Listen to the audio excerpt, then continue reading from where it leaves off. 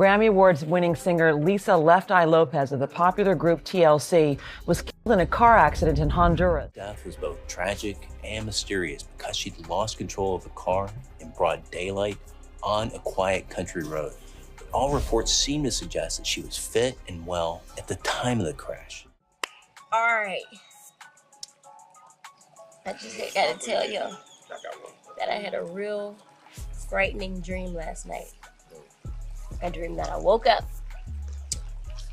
and I looked at the sun and it was like a fourth of...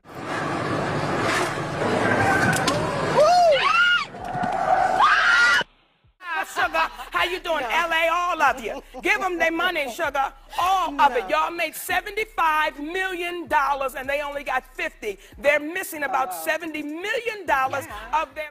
Just days after Clive Davis's not-so-unfortunate death, an alleged disturbing death note that Lisa left her family detailing how scared she was that Clive would end her life is supposedly going around, and the details are way more graphic than whatever we've been thinking all these years.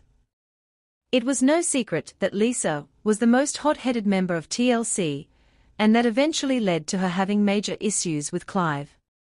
When the group found out he allegedly robbed them of up to $75 million. She even went as far as setting up a plan to hold him hostage till he signed a new contract with them that allowed them to finally get paid. And as if that wasn't even enough, she was actively making deals with Suge Knight to go solo. Next thing you know, she ends up dead in a whole other country. Clive did a good job at keeping the details of what really happened to her a secret, but with him being dead, the truth is out, and it's safe to say Lisa is probably giving him a whopping right now wherever he is. Now, as most of y'all already know, Lisa tragically passed away on April 25, 2002 after a fatal car crash while she was out in Honduras on what was supposed to be a spiritual retreat. According to reports, she was driving music when the car suddenly swerved to avoid oncoming traffic and ended up going off the road into a ravine. But baby, this is the part that still makes people side-eye the whole situation.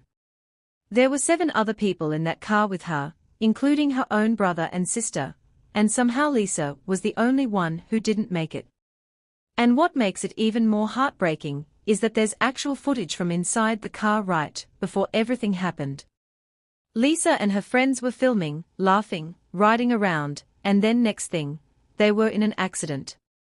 You can literally hear the panic as the car loses control and crashes into the bushes off the side of the road.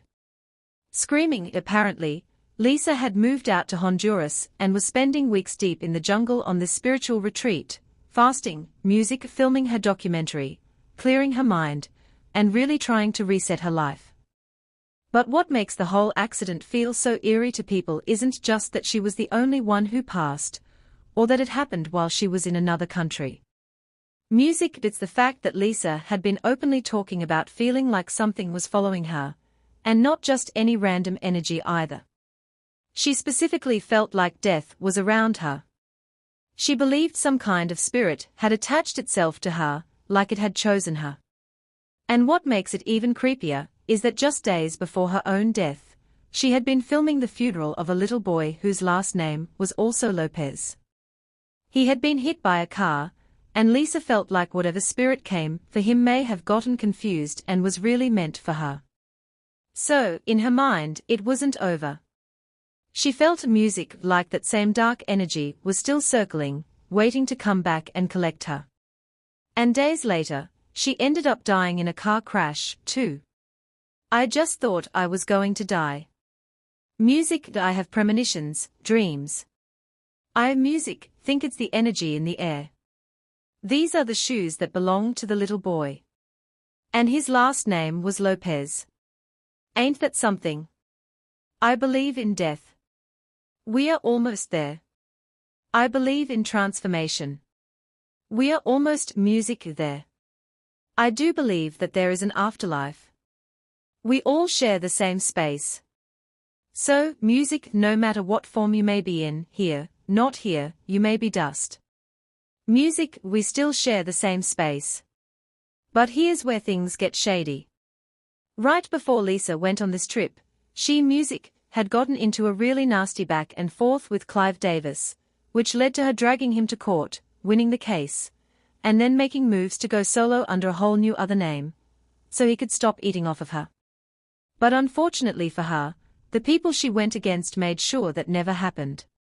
You see, despite TLC's 1994 album, Crazy Sexy Cool, having multiple #1 hits, going #1 on the Billboard Hot 100, and selling 11 million copies in the US alone, making them the best-selling all-girl group in American history at the time, Music, they were broke as hell. It got so bad that TLC filed for Chapter 11 bankruptcy, with debts Music totaling $3.5 million. Mind you, this was their album that was still actively going multi-platinum and generating reported revenue of $75 million. Apparently, their labels, Arista Records, which was owned by Clive Davis, LaFace, and Pepitone, recouped to Music their investments for recording costs, manufacturing, and distribution. Both Pepitone and LaFace went on to also charge for expenses like airline travel, hotels, promotion, music videos, food, and clothing. According to the members of TLC, the more successful the album became, the more they were in debt. They were receiving 56 cents per album sold. After managers, lawyers, producers, and taxes, each member, Music, was taking home less than $50,000 a year after selling millions of albums. This is what led to the famous confrontation. T-Boz was the one who spilled the tea about this confrontation, and even though she didn't realize it at the time, she pretty much opened the floodgates for people to figure out that Lisa's death wasn't an accident like Clive wanted us to believe. She revealed that after finding out just how much Clive was stealing from them, they marched into Arista Records' offices demanding what they were owed. They arrived with a plan: remove anything from the offices with TLC's name on it. Their confrontation eventually led them straight into the office of Clive Davis. Diddy was there at that moment playing music in the meeting. Another executive, Roy Lott, was brought in as the situation escalated, and the confrontation got tense enough that someone inside the building called the police.